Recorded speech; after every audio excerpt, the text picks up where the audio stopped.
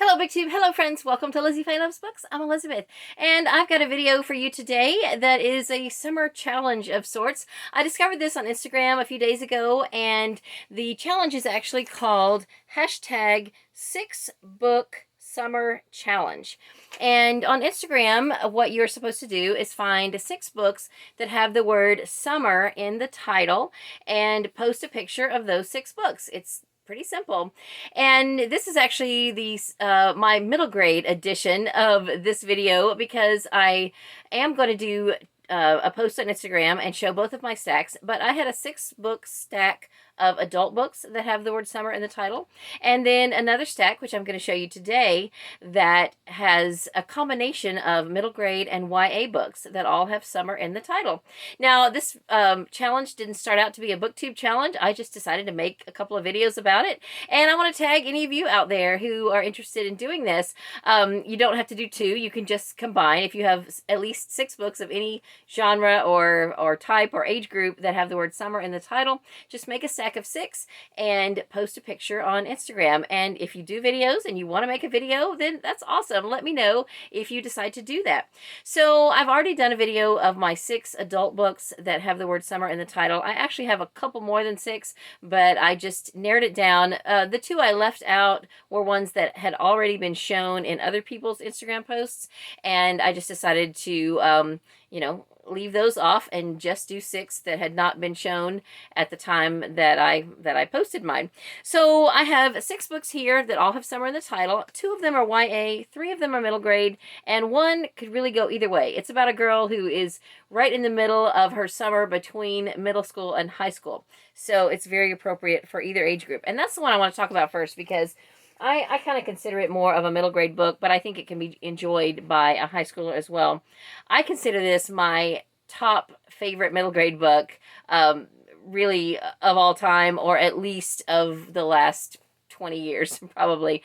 I read this a few years ago because it was a Sunshine State book, and I have raved about it ever since. I just love this book. It is such a feel-good book, and if you haven't read it, what are you waiting for? This is so fantastic.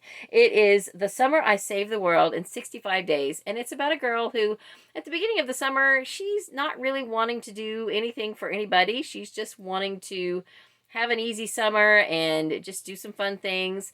And she gets, through a series of events, she decides that she's going to do some good things over the summer. 65 things, and do it anonymously. And the events that ensue from that point some are hilarious, some are just over the top, and some are just sweet. And I just thought it was definitely one of my top favorite books of the year. I read it, and it continues to be something that sticks with my mind, sticks on my mind. If I see the book, I think, oh, if I run across it on my shelf or whatever, or I see one at a book sale, I'm like, oh, that book, I love that. And I think I have encouraged people to buy it. Like, I already have my own copy, and I had another copy which I shared with we did a traveling book club, and that book is gone to another friend, and they can keep it, and you know who you are. If you're watching this video, you don't need to return it to me. You can keep it because I have another copy, and I will probably continue to buy copies and give them to people because it's such a wonderful book. So anyway, I definitely recommend this one. It's a great summer read, and it's really a good book to read anytime. And this one also is a fantastic book. This is the first book in a trilogy by Rita Garcia. It has won lots of awards. It's called One Crazy Summer. It's about these 3 girls whose mother is really a piece of work. They are living with their grandmother at this point, and their father. And we meet the mother. They go to visit her, I think, for the summer. And they sort of get more acquainted with her. They have really just been being raised by their father and grandmother. And it's a fantastic trilogy. They're, in each book, it takes place in a different location. And in this book, I don't even remember where this is set. New York, I think. Or no, they go to California or New York to stay with their mother. Oh my goodness, it's been a while since I read this one. I have read the whole trilogy. Highly recommend it. It's really fantastic. And this one is a Newbery winner, I think from 1970. I have read this and I rated it 5 stars. It's about a girl who's 14 and she has a brother who has some special needs. I believe he's nonverbal.